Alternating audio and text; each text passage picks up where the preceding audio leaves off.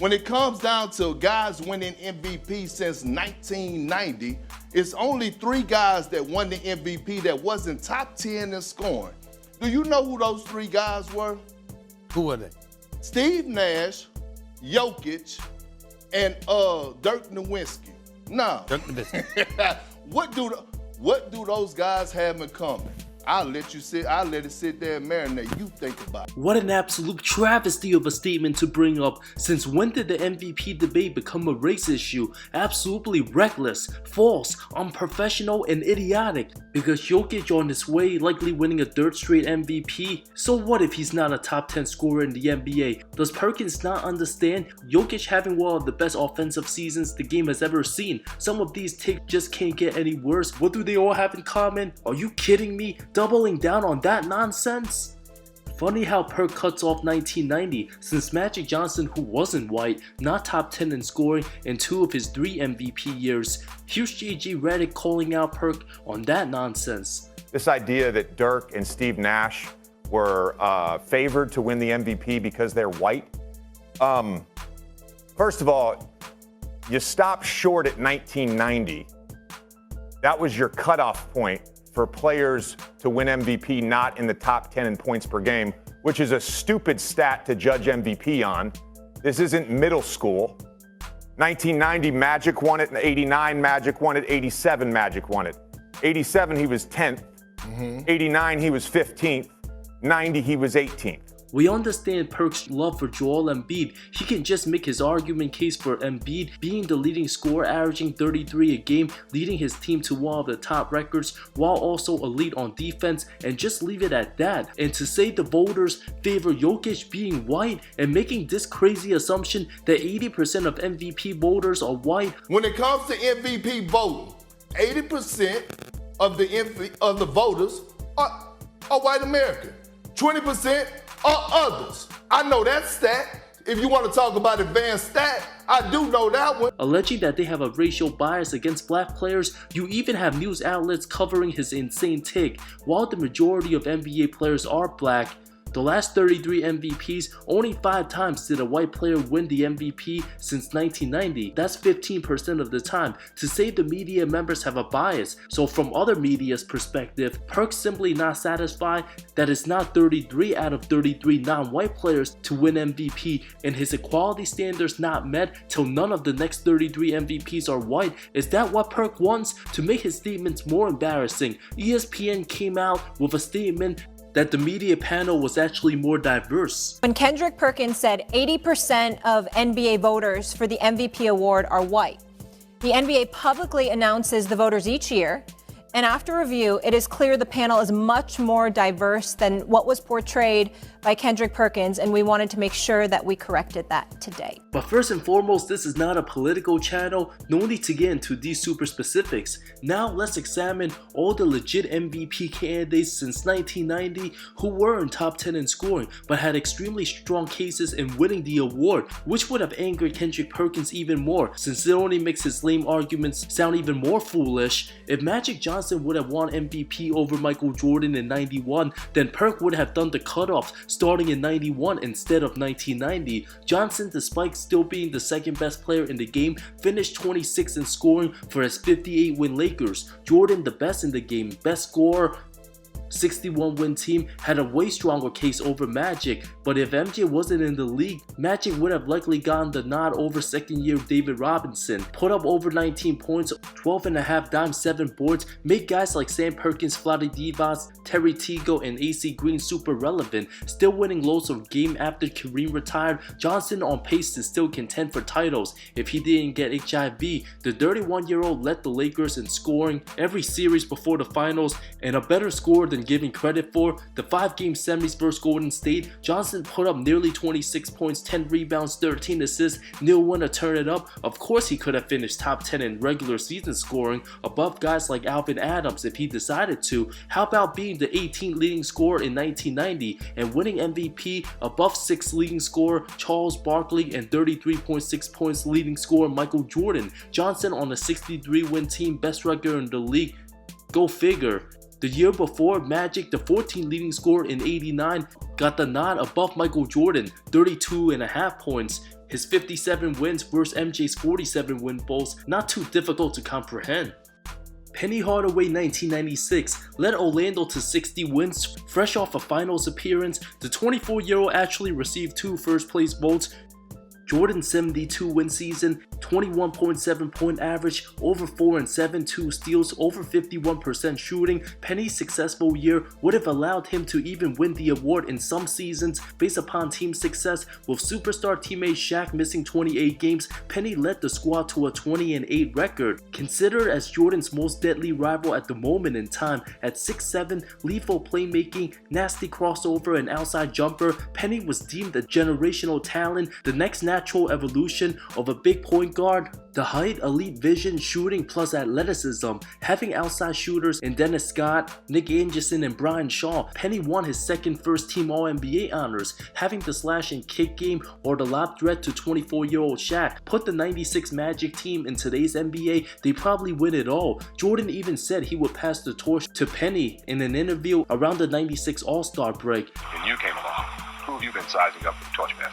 If I look at the players today and who would take what either I've done that I've taken from you and you've taken from Elgin and expanded it even further, Hardaway is a great pick because of versatility and the things that he can do with the ball, without the ball, defensively, to make his surrounding players better. Penny, the 11th leading scorer, finished 3rd place because MJ's Bulls did the unthinkable. Had this been the 98 Bulls, the Bulls would have been way closer. In other years, 96 Hardaway would have been the MVP, being the second best guard in the game behind Jordan. Penny and Shaq were supposed to be the next Magic and Kareem. Put this 96 version of Penny Hardaway in today's NBA, the only player 24 or younger people would take above him, only Luka Doncic. Hardaway remains one of the biggest what-ifs, would easily be top 20 all time if it wasn't for his injuries, maybe even top 15.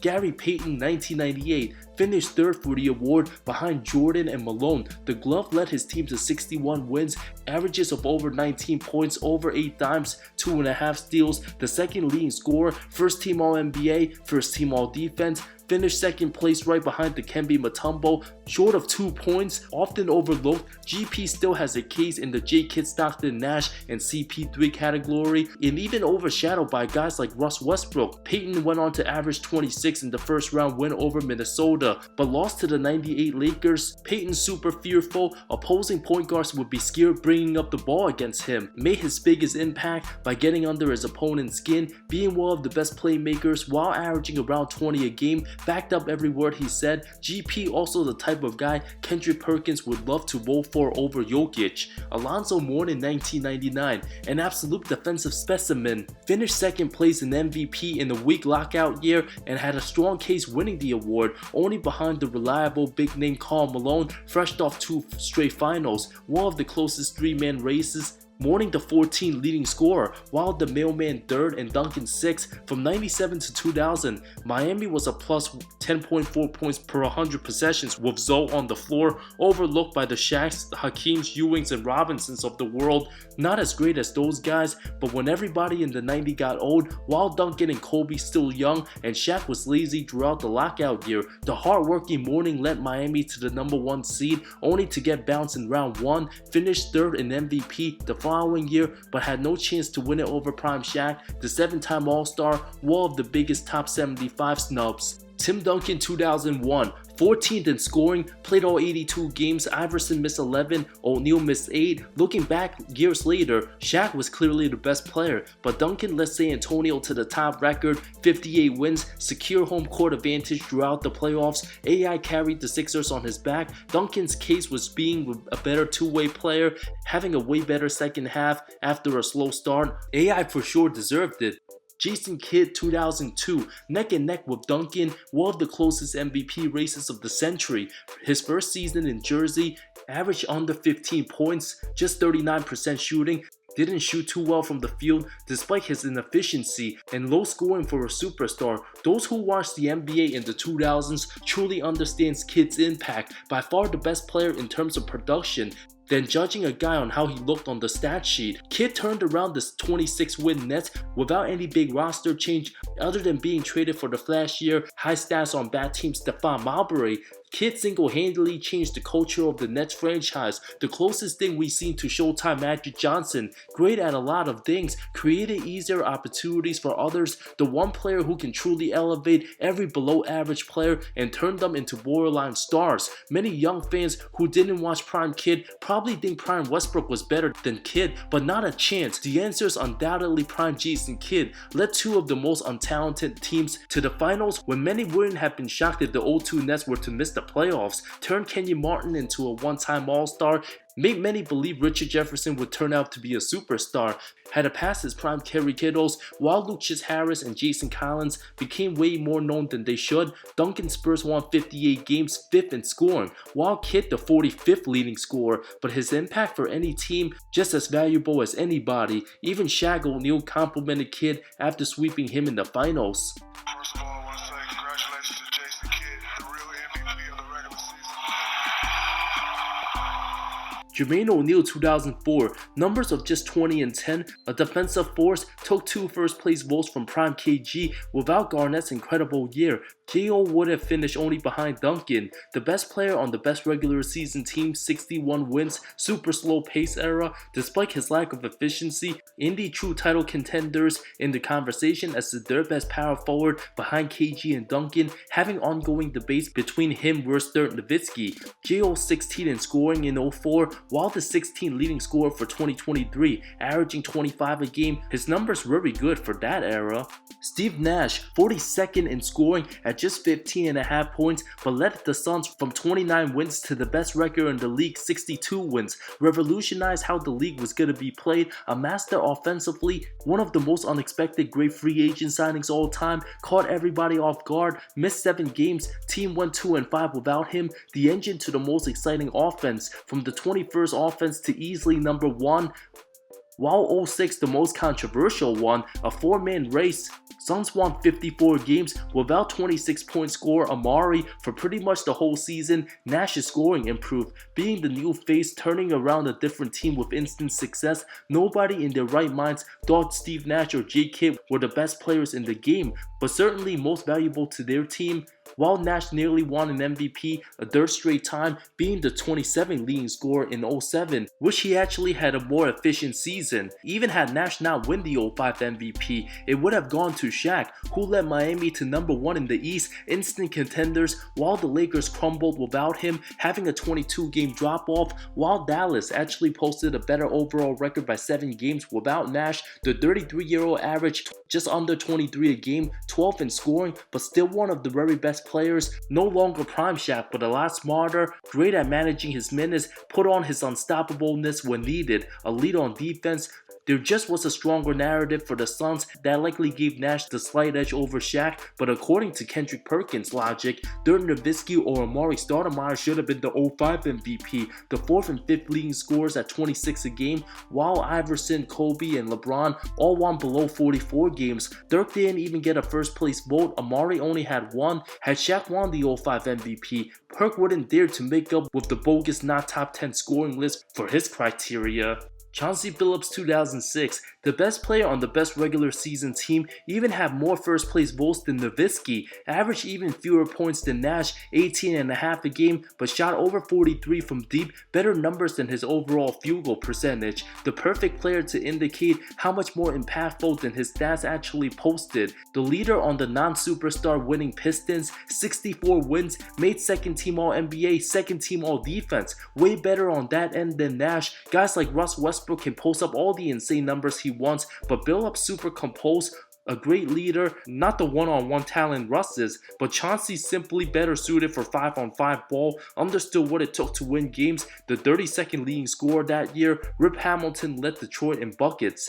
While Dirk and Nash in 2007, Nowitzki just a hair short in points under T-Mac. The few guys who averaged more than him missed more than 25 games. The easy answer why the 7-foot German deserved the MVP. Not only did he have a 50-40-90 season, won all the games against weaker teams, Dallas finished easily the best record, 67 wins, but after losing to Golden State round 1, heavily bashed, received his award after getting eliminated. The perfect case to sum up why the MVP is a regular season award and playoff results don't matter at all. While Kobe's Lakers won just 42 games, only had 2 first place votes. 2008, Chris Paul and Kevin Garnett, 21 a game for CP, year 3, fastest player in the game, already the best point guard at age 22, had the best advanced stats, 56 wins, 17 game improvement, while Kobe, the best player in the entire league. LA finished the game ahead of New Orleans. If the MVP were about scoring points, ask Perk why KG averaged below 20 points a game for the first time in 10 seasons. The best defender in the game, his numbers overlooked, but impact literally top 3 in the league. Boston went from 24 wins the year before to 66. Even the team with just Ray Allen and Pierce, a mid-40 win squad without the big ticket. Best player on the best team simply is KG. Him and CP had legit arguments. 2011, Dwight Howard had an argument, finished second place behind D Rose, Bulls' best record, biggest surprise from 41 to 62 wins, plus injuries to the key starters gave Rose the award, while Dwight finished 11 in scoring at 22.9 a game, a hair behind Nowitzki. If MVPs favor scoring, then how come Kevin Martin and Monte Ellis never became All-Stars? Talk about a couple empty stats guys on a bad team. Howard arguably the most valuable to his team, not having any other stars. While LeBron and South Beach had Wade and Bosh, Orlando arguably the worst defensive team without Dwight, who anchored the paint better than any other big by far. Of all the players to win Defensive Player of the Year after Dwight 2011, none of them would have came close against 2011 Howard.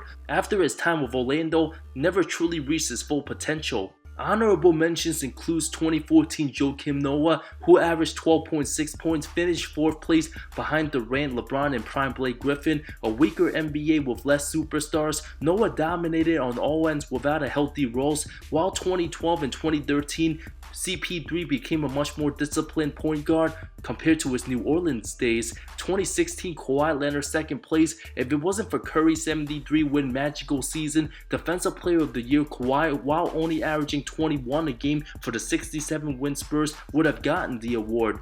All these stars that didn't finish top 10 in scoring came up short winning MVPs, some of whom won it in other years where they totally dominated and had a case for best player in the league, but had guys like Jason Kidd in 2002, Shaquille O'Neal in 05, CP3 in 08, and Dwight Howard in 2011 won the MVPs in those years, not top 10 in scoring. What excuse would Kendrick Perkins make up to show his bias? Thanks so much for watching this video. Does Kendrick Perkins have the worst take of the year? Let me know in the comments below. Carry on. See you next time.